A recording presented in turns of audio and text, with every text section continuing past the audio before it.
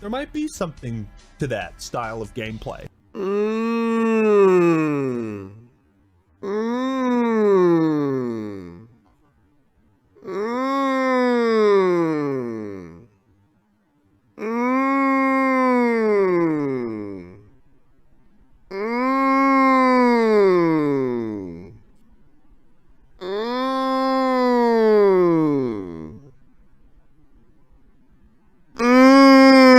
Sorry, I couldn't resist.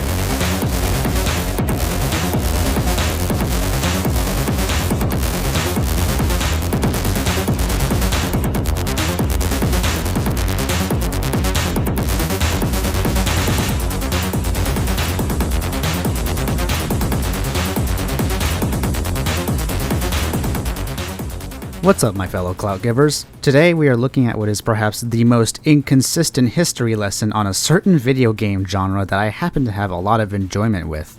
The Act Man has made a video talking about the rise and fall of arena shooters, which...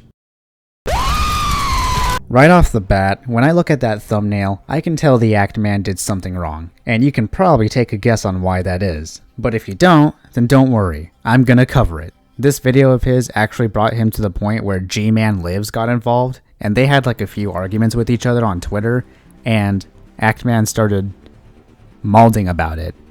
Not really a good look, to be honest. But anyways, let's get into this video of his, because I've heard some pretty nasty criticisms about it. About a week ago, I told a buddy of mine I was working on a video about the rise and fall of arena shooters, and he looked at me and he was like, I don't even know what those are. And I guess that's the point. That's how far out of relevance they've fallen. Okay, so your argument is that arena shooters have become irrelevant because your friend doesn't know what the genre is. You really have to be living under a rock to not know how much the genre has been booming in the past few years, because let's be honest, ever since Doom Eternal came out, the genre has been getting a lot more recognition, a lot more than you may think, Act Man.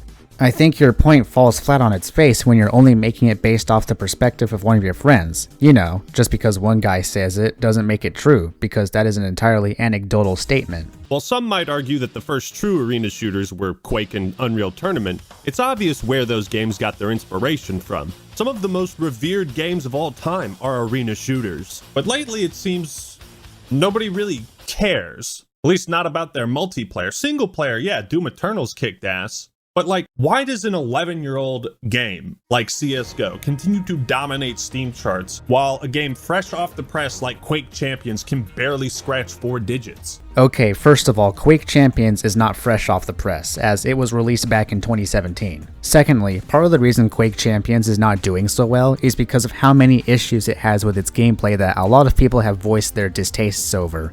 With that into consideration, I don't think the problem is that the genre is dead, but more so that specific games like Quake Champions struggle to have a solid foundation to keep people playing. And if you just so happen to look into the indie side of this genre, rather than focus on the AAA side, you would know that there are games in this genre that are currently going strong, and that should count as proof that the genre has not fallen. Though developers have tried to revitalize the arena shooter genre, it seems none have really been successful. And since Lawbreakers, it appears no one has dared try. But why? Wait, since Lawbreakers? The fuck you talking about? Do we live in the same timeline? Lawbreakers came out in like 2017. Are we just gonna ignore Doom Eternal now? Because that came after Lawbreakers, and a lot of developers have tried to make great arena shooters, or rather, boomer shooters. Damn, you got me conflating terms now. The game I'm playing right now in the B-roll is a great example of this. Actman, I don't think you made any revisions to your script if I'm being honest with you, because this comes off as incredibly poor research. First you said Quake Champions was fresh off the press, now you're saying we haven't had any competent arena shooters since Lawbreakers. Like, this is the most inconsistent analysis I've seen so far. It rivals that of Under the Mayo. Actually, now that I think about it, imagine if Mayo responded to Actman's video here. Boy, that would be something. So, in the early 90s, the entire FPS genre was pretty new, and it was separated into 2 categories. There was Doom and Doom clones, and you had to pick between one of those. Fun fact, at one point the term first-person shooter was less commonly used on internet forums than the term Doom clone. And that's because the term first-person shooter did not exist at the time, which is why they were called Doom clones before. Calling them Doom clones at the time isn't necessarily just because they are Doom clones, but it was just because there was no other name to call them at the time, so it feels kinda derogatory to make this comparison, especially since games like Marathon and Star Wars Dark Forces accomplished several other things that Doom did not. Meanwhile, Apple and Microsoft were starting to get competitive in the emerging market of PC gaming. Macintosh needed an answer to Doom. These games are getting really realistic. Next year I might even play in the big Doom tournament. A couple months after Doom 2, one company managed to earn a piece of the FPS pie. Sup fellas, my name's Bungie, and I feel like running a marathon.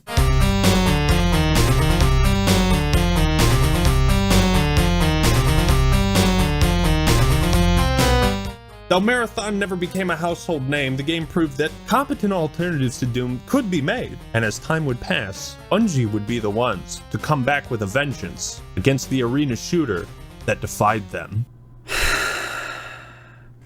Hey, you guys know I turned 21 recently?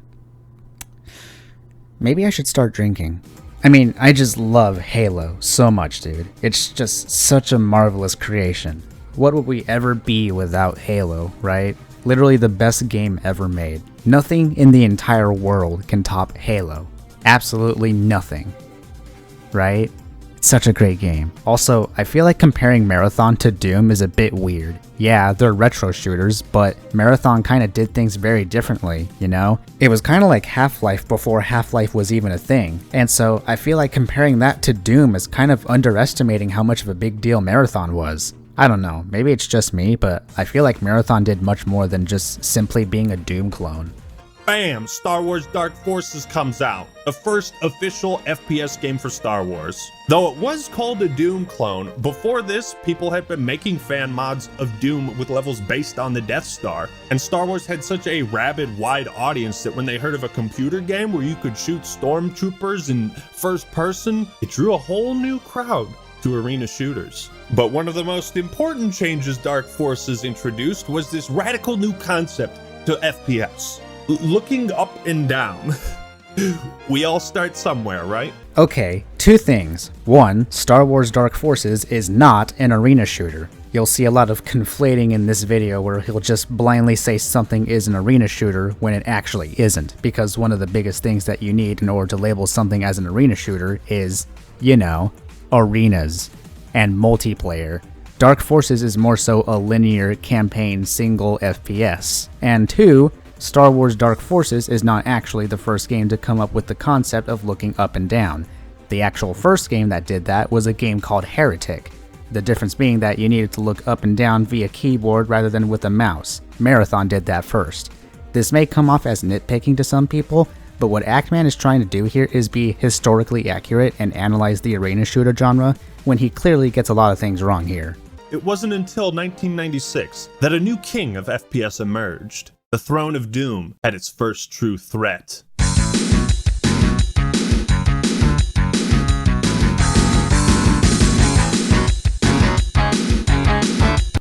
Don't have time to play with myself. Duke Nukem 3D was the first, truly successful Doom clone, and 3D Realms succeeded with this game largely because of its change in style. Instead of this futuristic or sci-fi setting or killing demons, it was set in more modern times where you're fighting like alien pigs and stuff. The first successful Doom clone?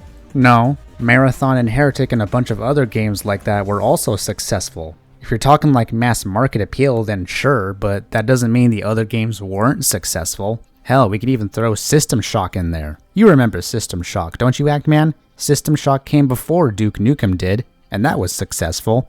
This kind of just feels like cherry picking here. While everyone was splurging over the Duke and his balls of steel, id Software was down in the laboratory, cooking up their next hit. Oh, those 2D sprites are so cute. 3D Realms? More like 2D bullshit. Fuck you. Check out these 3D graphics in Quake.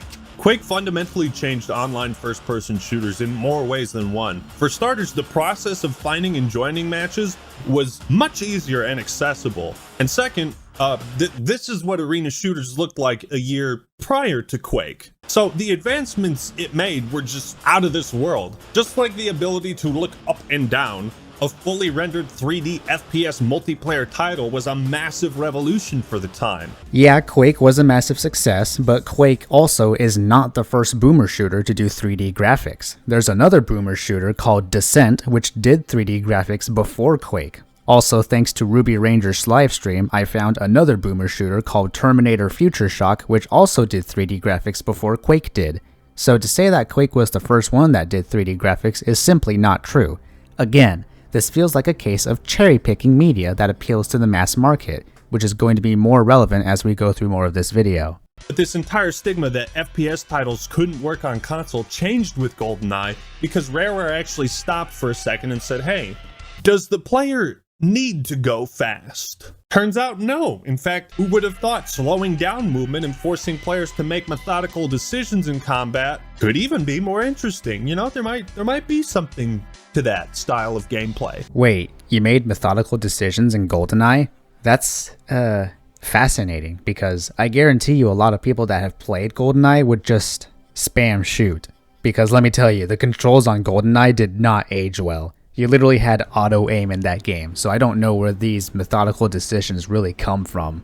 GoldenEye didn't have an online multiplayer, so again, it didn't directly affect the popularity of Quake or other arena shooters, but couch co-op and local play became a thing, and GoldenEye planted a very important seed, one that would eventually sprout and grow to overthrow the arena shooter craze. But before that would happen, id Software saw the success of GoldenEye and was like, oh yeah, Rare, well played. But we can do that too. Yo, Midway, go make Doom 64 for the kiddies.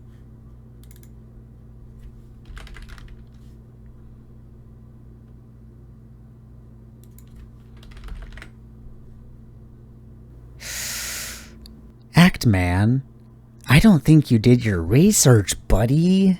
Because Doom 64 came out before GoldenEye. So why the fuck are you saying that id Software and Midway made Doom 64 in response to GoldenEye?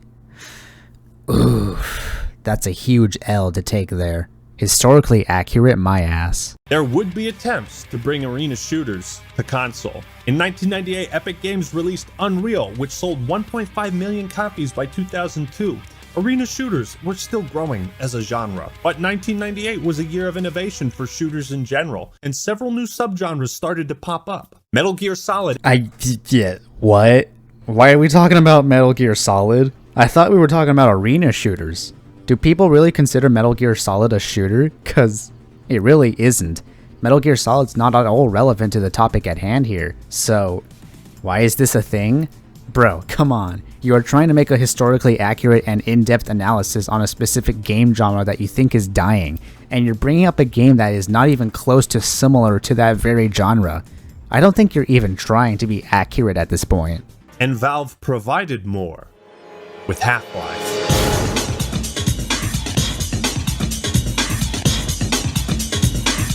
Now, prior to Half-Life, arena shooters had competent, fun single players. Half-Life evolved in a way that few arena shooters ever would after this point. Many developers underestimated the importance of world building, storytelling, atmosphere, and cutscenes. Except earlier you were talking about Marathon, which also had an incredibly in-depth story, but instead of talking about that, all you really said about it was that it was just another Doom clone. That's kind of downplaying how much of an impact Marathon made.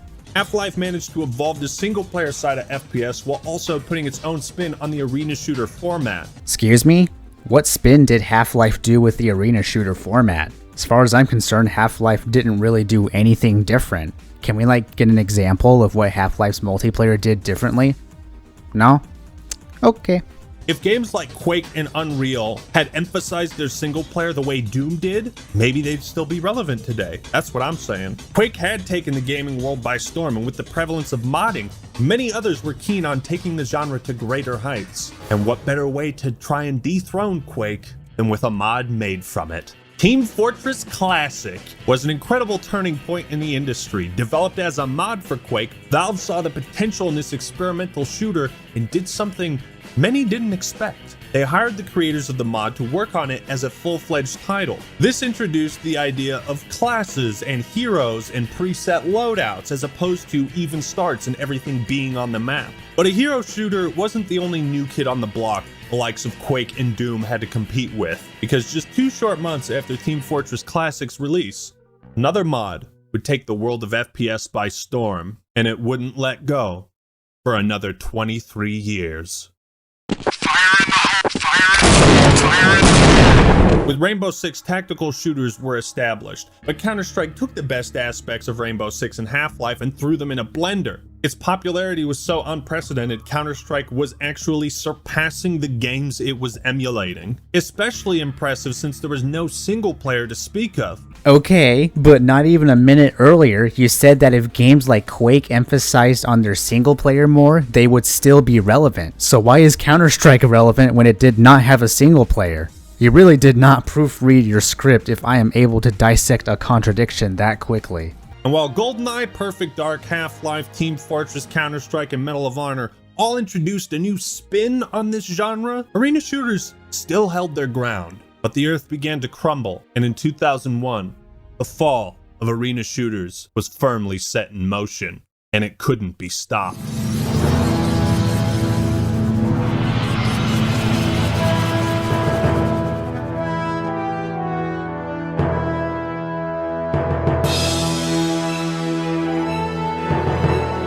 The legacy and importance of Combat Evolved should be no secret to any gamer, at least of all my audience. You see, most arena shooters of the time and its emulators like Counter-Strike were still very hardcore experiences, but Halo appealed to both. It was designed as a party shooter game, something that offered the same casual 4-player fun of any Nintendo game, but in a much more mature sci-fi setting. Actually, no, and I'm surprised that you of all people don't know this, Act Man. Halo was originally supposed to be an RTS game, kinda like StarCraft. Fun fact, the working title for that at the time was Monkey Nuts. The more you know. Yeah, Halo became designed as a party game, but that wasn't the original intent. Now, some debate has been had over whether Halo is an arena shooter or not. While I think it's much more similar to this older genre of game than something like Call of Duty, anyone who's played Quake or Doom will tell you, fuck no, Halo isn't an arena shooter. Movement is much slower, you can only carry 2 weapons, not to mention melee and grenades weren't treated as their own weapons on a dial, regenerating health, etc. What about these features in Halo discredits it as an arena shooter? If anything, in your own words, it takes its own spin on the genre and just adds more. Just because things like vehicles or melee, grenades, regenerating shields, or whatever the fuck exists in Halo, doesn't mean it arbitrarily separates itself from a specific genre. And another thing, you wanna know what Halo has? Arenas. You wanna know what else it has? Multiplayer. You know what that makes it? An arena shooter. Whoa, what a concept. Seriously, I can't believe Actman's making me defend Halo. Kill me. The release of COD 4 and Halo 3 pretty much sealed the fate of arena shooters and denied their future relevance in gaming. If you weren't willing to adapt, you weren't going to succeed. What about these games need to adapt per se? All these games have ever done was evolved. This also includes Halo, which is arguably the biggest stepping stone for this genre evolving considering all of its new mechanics and the fact it's put on console in order to gather a new audience. So, you saying that these games need to adapt doesn't really make sense. They had slower movement, regenerating health, a 2-weapon inventory. These things were antithetical to the core of arena shooters. And as developers and players started to favor the trends set by Halo 3 and COD 4, the trends set by Quake, Unreal, and Doom were quickly being forgotten. Modern military and World War II shooters had firmly taken over. After this generation of consoles, new arena shooters were few and far between, and those that did release, well, I can't really think of any on the Xbox 360. I guess that's the point, huh? Really? That's a terrible point.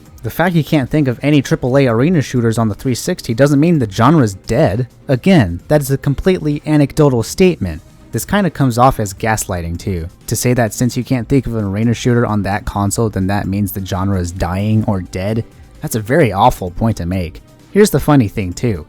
The orange box is on the Xbox 360, which also includes Team Fortress 2, which is a class shooter, which was explained earlier as a subgenre of arena shooters. CSGO is also on the 360, though it is on an old build and hasn't been updated for over a decade, but still, it's on there. But no, Actman said he can't think of anything on the 360, therefore it doesn't exist. So, what happened? Horrible new player experience. Almost no one wants to fight FPS players with thousands of hours while they haven't played 5 hours yet. You can barely strafe without losing track of enemies while you get people rocket jumping and murdering you before you can even react. If you can point and shoot, you can play Insurgency. If you've played Rising Storm for an hour, you can kill someone who's played for 1,000. Arena shooters, however, not only is there more complexity in moment-to-moment gameplay, but there's also a lot more punishment for failure. In Rising Storm, one death is a drop in the bucket, and loadouts keep your character consistently powerful. But in Quake, that death not only grants the enemy a point, it also means they're given the upper hand next time. You become a mouse who must slay the cat. Lower player counts in these games result in frequent occasions of less experienced players being pummeled with no room to grow, which itself creates a self-fulfilling prophecy. This could be applied to any game that has a learning curve. You'll be terrible at brand new games up until you master it. Going by the definition that Reykjavik uses for the whole cat and mouse analogy, he's not wrong, but falling under that description, that can be applied to games like Halo, because you'll get punished for losing map control and any sort of power weapons you would have had before you died. It becomes a game of cat and mouse. It's all about trial and error. Also, let's go ahead and twist this argument. If this is such a huge issue, then I guess that means Elden Ring is bad now, because guess what? It doesn't appeal to the casual audience, and everyone dies every time they play it for the first time. It's like that entire shitty argument that the Bean Sprout made about Ultrakill's marksman revolver all over again. Just because a new player is gonna have trouble with a game they've never played before, doesn't mean it's bad game design. Oh, and somehow later on in this video, people consider this to be gatekeeping. Somehow. I don't know, man, this whole video's an L. Let's keep going. If you think about even the most hardcore fighting games, a casual can pick up a controller, mash buttons, and sometimes win. The skill gap in arena shooters is just too polarizing for casual players to enjoy without becoming a hardcore player themselves. There's also far too many different subgenres of shooter to compete with nowadays that what worked in the 90s is looked at as antiquated. There's a stigma around it. And you think your video is going to help solve that stigma? If anything, you're perpetuating it by creating this narrative that the genre's dead. You have a huge influence on this platform, so why not gather attention to this genre that you think is dying? You could have influenced people to supposedly revive it, but instead you are adding fuel to the fire for the very stigma that you speak of. Gamers want something more than bunny hopping around a static landscape for 10 minutes. They want to progress. They want a ranking system, things to unlock, a class to build, armor to customize. Hell, it wasn't even just the rise of other shooter genres. The rise of online gaming as a whole served to thwart the arena shooter monopoly. But at the same time, you might be thinking, well, Actman, companies like id Software and Valve were still doing really well. Why couldn't they revive arena shooters? Well, id Software and Valve sat in similar positions after the success of Doom 3 and Half-Life 2. They had too much dignity to milk their franchises and create anything less than a stellar, revolutionary new entry. And so both franchises went dormant for years. Epic Games was developing a new arena shooter back in 2014, but completely switched focus to work on this upcoming third-person shooter. How long would Epic Games have been in business if they hadn't abandoned Unreal Tournament for Fortnite? So you're implying that Epic Games would be at an all-time low were it not for the fact they turned Fortnite into a battle royale, when they also created the Unreal Engine, which by itself gives them a lot of business to go off of. I don't think Epic Games would have anything to worry about if Fortnite didn't even exist, and Fortnite not existing would have been the best timeline. Duke Nukem Forever, like I said, had no fucking direction whatsoever. That was just a pure disaster. And Quake 3 was a big hit, but it took like 9 years for a sequel to come out. And by that point, Halo 2 and Xbox Live were blasting off into space. And the next Half-Life game would be a VR title released 500 million years after Half-Life 2.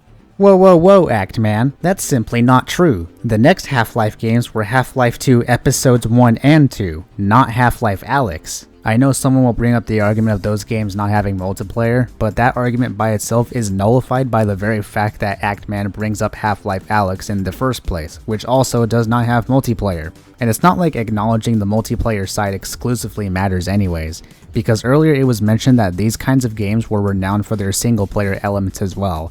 And with that into consideration, why isn't Actman bringing attention to the indie scene for games like Ultrakill, Deadlink, Postal Brain Damaged, Proteus, Get to the Orange Door, Dusk, Amid Evil, or any other boomer shooter there is. You have the audience and platform to influence, so if you really think that this genre is dead, you could very easily revive it by encouraging your audience to look into these games. But the very stigma that you commented on earlier is being perpetuated by the fact you are gaslighting people into thinking that this genre is dead. And it's also got to do with the fact that you are harping on the AAA industry as if that's the only market there is to back up your narrative that this genre is dead. 11 out of 10 logic, Actman. You really are a hero for this supposedly dead genre. I bet you don't have the balls to make a video on Proteus. And let me tell you, Proteus is a damn good game. And it has a multiplayer mode that came out in a full-fledged update, but absolutely nobody's playing it. And your video has done nothing to help make it alive. You are currently being a part of the problem. Okay, I feel like I went too hard there. Just the way I like it. But what about Doom 2016? That had an arena shooter multiplayer, and you're right, it was okay, but it also like really sucked ass. Like playing as demons in multiplayer and killing other players, that's what was cool about Doom 2016's multiplayer, and almost everything else kind of sucked ass. I love how you count Doom 2016's multiplayer as an arena shooter, but not Halo. When in your own video on Doom 2016, you remember what you compared that game's multiplayer to? Halo 4. So by your own logic, Actman, if Halo is not an arena shooter, then that means Doom 2016's multiplayer also is not an arena shooter. You see how inconsistent your video is? Learn the definition of an arena shooter, please, and then come back with a proper video. So if Doom couldn't revitalize the arena shooter genre, who could? Nobody. Certainly not fucking lawbreakers. If you check the player count of the arena shooter genre on Steam, it's barely a fraction of what CSGO pulls in, and player count alone doesn't matter. You can still play these games and they are still very much alive, but they're not nearly as important or relevant. Okay, but in your own screenshot, Ultrakill literally has thousands of players that are playing it right now. Mind you, that screenshot of Ultrakill's concurrent player count is almost comparable to the concurrent player count of Halo, the Master Chief Collection on Steam, and yet somehow this genre's dead.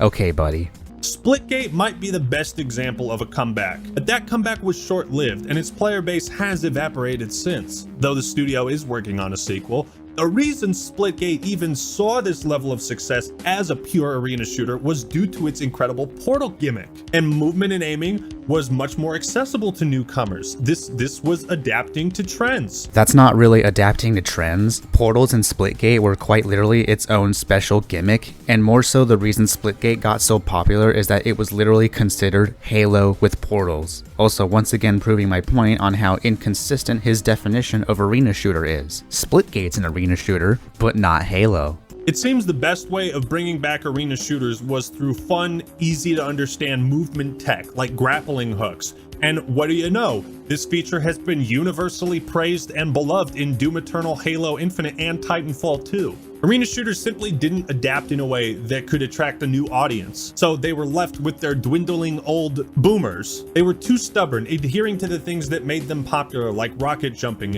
and newcomers didn't feel compelled to master all the nuances of these games and their movement just to get 2 kills. This is why we saw trends of offering rewards to bad players, with things like death streaks in Modern Warfare 2, ordnance drops in Halo 4, Titans in Titanfall. Everybody gets a Titan no matter how poorly you do. Yeah, and it sucked. This is not a trend that developers should be adapting to, and it's not a good defense either. People hated death streaks in Call of Duty, they hated ordnance drops in Halo, and you yourself expressed your dislike towards ordnance drops in your Halo 4 review. So using those as an excuse to adapt to trends is completely contradictory to what exactly you want in an arena shooter. Developers realized that the casual audience shouldn't be neglected. They introduced a lot of elements of randomness. Anyone can grab the Thanos glove in Fortnite and become a badass. Anyone can hit the Smash Ball in Smash Bros. And unleash a devastating attack. Not to mention, if people were going to master a video game, they'd rather master aspects like positioning, aim, strategy, what weapons I go for. These aspects you see in games like Rainbow Six and Counter-Strike. The reason Call of Duty has never given up its extremely short time to kill is because that's what attracts the casual audience. This is one of the fundamental differences between modern shooters that are successful and why arena shooters have fallen out of favor. Why are you using CSGO as an example of a successful modern shooter? That game has been out way longer than Quake Champions, which you somehow came to the conclusion of it being fresh off the press. Do you know what year it is, Actman? Do you have dementia? So what happened to arena shooters? Gatekeeping happened. Quakers want you to follow jank written guides on how to perform basic movement because things like bunny hopping and rocket jumping aren't explained in the games, and never had intuitive control systems implemented that made those actions easier. Shooting at a blur darting across a CRT monitor with a ball mouse while compensating for 200 millisecond lag isn't very engaging for hours either. And by the time technology caught up with the genre, taste in multiplayer had long changed. That is not gatekeeping. That just means those games have a learning curve, and things like bunny hopping are not that hard to do. Like, wow. Jumping and then jumping again as soon as you hit the ground is so hard, guys. I am fucking livid by how bad I am at this simply to learn tech. Also, if this is the content of these games that you find antithetical, then that's straight up pathetic. There is literally no skill required to do those mechanics, so it doesn't make sense on how this is gatekeeping. Titanfall 2 is a great example of a game that emphasized on this great advanced movement, and that's why people like it. Most of it is not even hard to do anyways, so in short, skill issue. I dare you to try and apply this logic to Dark Souls. See where that gets you. In short, the movement of games like Quake are what made arena shooters great, but it's also what made it impossible to grow because it was inaccessible to newcomers. Titanfall? Anyone? By the time the Xbox One and PS4 generations launched, arena shooters had all but fallen out of memory, and any new attempts at reviving the genre hardly made a splash. The games felt outdated, primitive. Even when you look at Doom 2016, it looks like it's from the early 2000s. Oh my god, you just pulled a quantum. How in the absolute fuck does Doom 2016 look anything as outdated as that? And you're saying that as evidence of how this genre is somehow dead? No, I won't take this. You are slandering Doom 2016. Straight up slander, man. Also, hot take, but I think Doom 2016's multiplayer is actually pretty good. We need more people on there. Just give it another chance, man. I guarantee you think it's better than Doom Eternal's battle mode. Just a random thing I wanted to say. And each new release that failed to garner a significant audience only made it harder for the next one to try. And at a certain point, they just stopped trying. I hope you have enjoyed this trip back into history, examining the intricacies of the FPS genre and arena shooters. And I am kind of sad that they've fallen out of favor. I don't believe you. Straight up. If you really cared, you would not have perpetuated the stigma of the arena shooter genre falling off, or boomer shooters in general, cause you're kind of conflating the two genres and confusing them. But whatever you say, Actman, I'll forgive you if you bring attention to games like Ultrakill, Proteus, Postal Brain Damaged, Project Warlock, Deadlink, Dusk, Nightmare Reaper, Get to the Orange Door, Hyper Demon, Amid Evil, and Red Match 2. Red Match 2 is peak gaming, by the way. So in conclusion, Actman does not know what the fuck he's talking about. It's incredibly disingenuous to create this narrative that the arena shooter or boomer shooter genre is dead when recently it's been way more active than it was before, all thanks to games like Doom Eternal and Ultrakill. And he doesn't go out of his way to support it even further by encouraging his audience to play or at least look into these games. You could have easily given these games more reputation, but you didn't. You are part of this stigma. And that's pretty much all there is to it. Thank you all for watching. Be sure to subscribe because I need clout.